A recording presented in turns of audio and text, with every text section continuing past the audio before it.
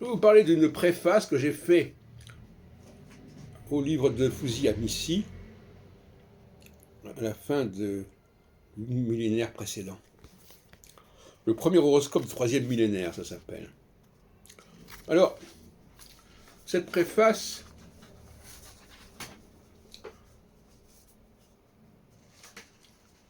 m'a été l'occasion pour moi, cet ouvrage paru en 1999, de parler de la faculté libre d'astrologie de Paris. J'en ai profité pour faire ça. C'est une préface qui tient sur 2 pages et demie. Et j'ai voulu ainsi rappeler toute l'importance de la FLAP dans le paysage de l'enseignement astrologique en France. Je ne suis pas sûr que Yves Lenoble, dans son mémoire de ESS d'ethnométhodologie, qui a dû soutenir à la fin des années 80, au début des années 90, fasse un panorama complet des structures d'enseignement astrologique en France. Enfin, je n'ai pas pu vérifier pour l'instant. Ça ne m'étonnerait pas qu'il ne l'ait pas fait. Puisqu'il ne parle pas beaucoup, je crois, dans son arbre généalogique du milieu astrologique français, il ne parle pas beaucoup de la faculté libre d'astrologie de Paris. Il veut parler de l'agapé, mais pas de la FLAP. Bon, alors c'est toujours la même chose. Une information biaisée et partielle. Alors, donc je lis un petit peu cette étude, qui complète d'ailleurs un petit fascicule que j'avais fait sur les professeurs d'astrologie à la FLAP depuis 1975, pendant 20 ans. Et voilà, donc je lis rapidement, peut-être sauter de passage. La FLAP fut fondée en septembre 1975 et a formé des élèves et des enseignants 20 ans durant.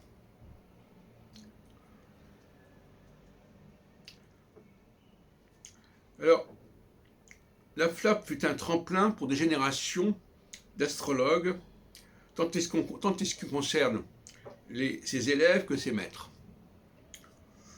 On peut dire que la FLAP fut une école normale, formant des professeurs dans le cadre des stages. Y cohabitèrent en effet des enseignants confirmés et des débutants, mais dans plus d'un cas, nos élèves passaient de l'autre côté de la barrière. Je pense à Marc Guéville, à Catherine Pilliot, à Brigitte Chéret. Brigitte Chéret qui, par exemple, signera un des volumes de la collection Solar sur le zodiaque. Je crois que c'est celui sur le lion.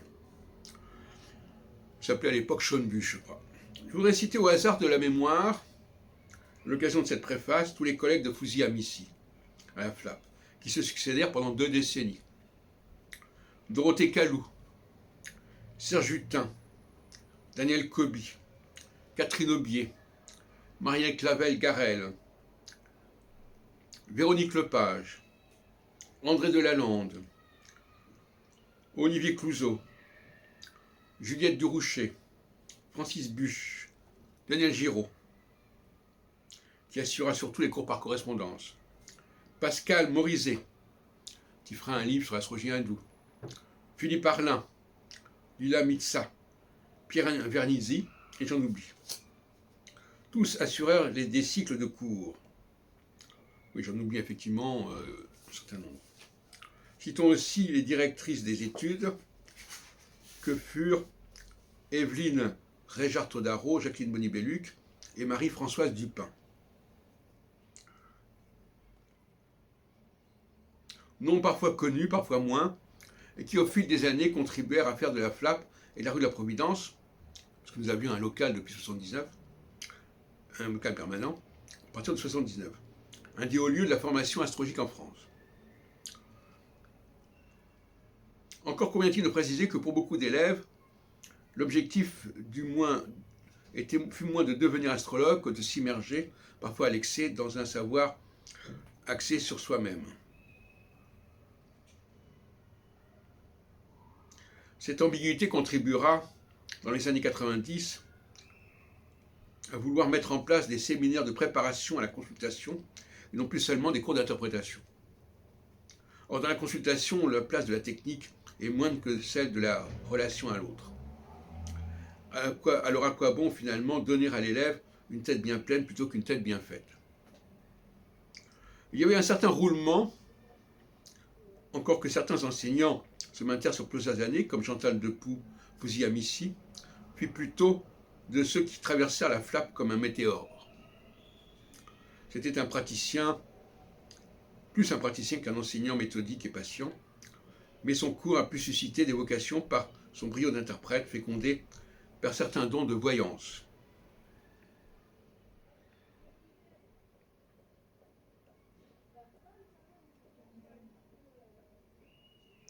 Voilà, donc voilà ce que je voulais dire.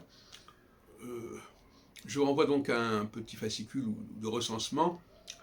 Il y avait aussi Dominique Duquerre, il y avait plusieurs personnes aussi qui ont travaillé avec nous, et qui le faisaient soit dans nos locaux, soit éventuellement chez eux.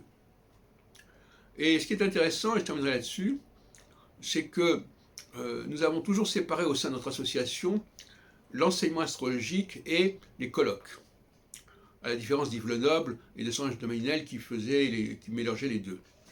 Et nos élèves en astrologie ne participaient pas à nos colloques, parce que nos colloques n'étaient pas censés les concerner.